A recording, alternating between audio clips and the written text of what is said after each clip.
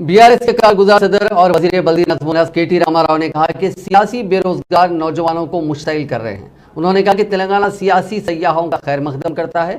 उन्होंने हैदराबाद का दौरा करने वाली कांग्रेस लीडर प्रियंका गांधी को मशवरा दिया कि वो अपने सियासी दौरे को तालीमी दौरे में तब्दील करते हुए तेलंगाना के अवाम को हासिल होने वाले नताइज से वाकिफियत हासिल करें। उन्होंने कहा कि अगर कांग्रेस और बीजेपी की एक पॉलिसी होती तो मुल्क में बेरोजगारी का मसला नहीं होता।